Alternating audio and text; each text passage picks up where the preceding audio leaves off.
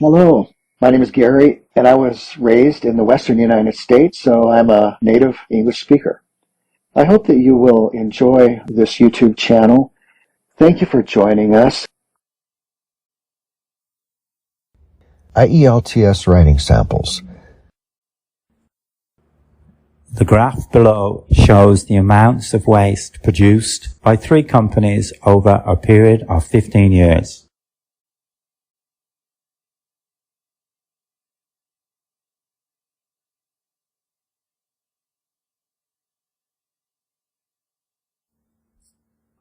The line graph showcases the waste output comparison among 3 companies from 2000 to 2015. The graph clearly indicates notable changes in the waste production of all 3 companies. While companies A and B experienced a decline in waste output over the 15-year span, there was a considerable increase in the amount of waste generated by Company C. In 2000, Company A generated 12 tons of waste, whereas companies B and C produced roughly 8 tons and 4 tons of waste material, respectively. Over the subsequent 5 years, the waste output of companies B and C increased by about 2 tons, while the figure for Company A decreased by approximately 1 ton. From 2005 to 2015, Company A managed to decrease waste production by approximately 3 tons, while Company B achieved a reduction of 7 tons. Conversely, Company C experienced a rise in waste production of about 4 tons during the same 10-year period. By 2015, Company C's waste output had increased to 10 tons, while companies A and B had reduced their waste outputs to 8 tons and 3 tons, respectively.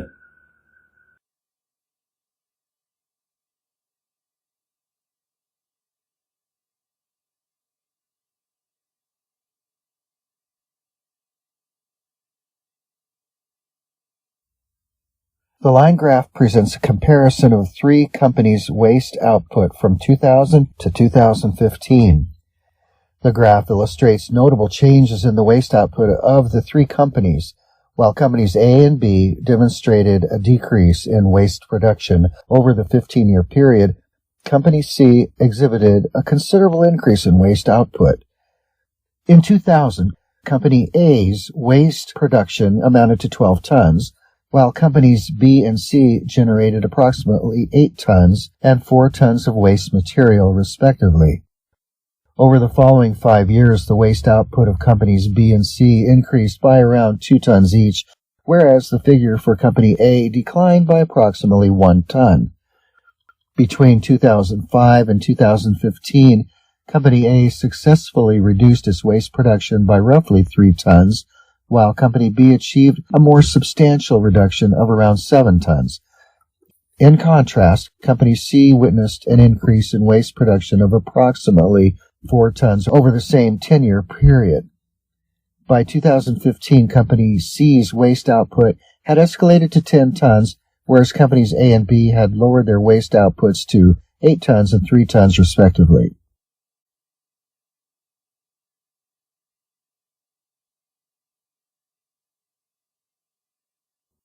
The diagram below shows how coffee is produced and prepared for sale in supermarkets and shops.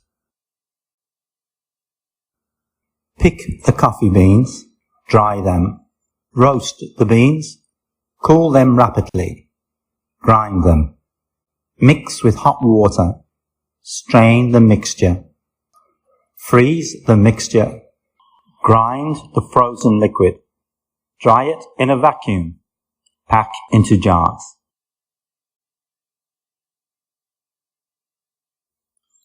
The image depicts the coffee manufacturing process and its preparation for sale in the market.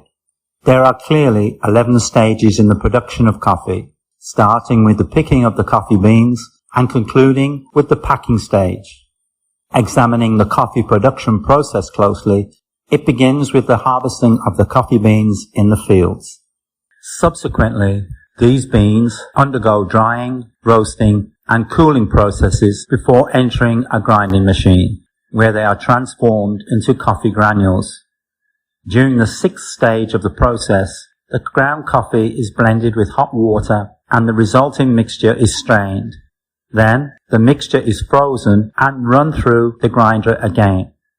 Following this, the ground, frozen liquid is dried in a vacuum to allow water evaporation, resulting in coffee granules.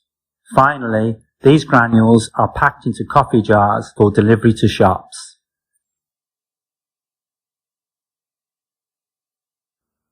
Pick the coffee beans, dry them, roast the beans, cool them rapidly, grind them, mix with hot water, strain the mixture, freeze the mixture, grind the frozen liquid, dry it in a vacuum, pack into jars. The image showcases the process of coffee manufacturing and its readiness for sale in the market. The coffee production process consists of 11 stages, beginning with the picking of coffee beans and concluding with the packing stage. Taking a closer look at the coffee production process, it starts with the harvesting of coffee beans in the fields. These beans are then subjected to drying, roasting, and cooling before being processed in a grinding machine to create coffee granules. In the sixth stage of the process, the ground coffee is combined with hot water and the resulting mixture undergoes straining. Subsequently, the mixture is frozen and then passed through the grinder once more. Following this, the ground frozen liquid is dried in a vacuum to facilitate water evaporation, resulting in coffee granules. Lastly, these granules are packaged into coffee jars for distribution to shops.